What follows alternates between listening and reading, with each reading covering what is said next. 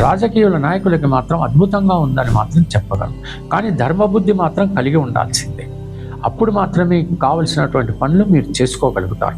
మీ అధికారాన్ని ఉపయోగించుకుంటారు. ఖచ్చితంగా మీరు నిర్విఘ్నంగా మీ పనులు సాగించుకుంటారు.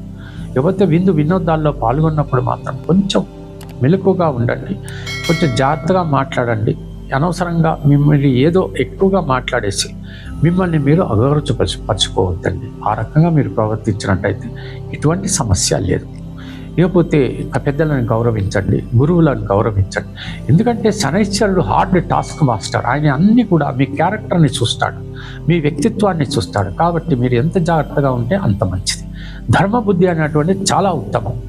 ఖచ్చితంగా ఏంటంటే ప్రొఫెషన్ రంగంలో ఉన్నటువంటి వాళ్ళు ఈ మధ్య కూడా ఏమవుతుందనంటే వాళ్ళు కొంచెం అధర్మ బుద్ధితో డబ్బు కోసం చాలా ప్రాకులాడుతున్నారు. అటువంటి బుద్ధి మానేసుకుని మీరు కనుక ధర్మపరంగా ధర్మయుద్ధం కనుక చేసినట్టయితే మీకు వచ్చేటువంటి విజయాలు అంతా ఇంత కాదు. ఆర్థిక విజయం, ఖచ్చితంగా గౌరవం అన్నీ కూడా దొరికేటువంటి అవకాశాలు ఉన్నాయి.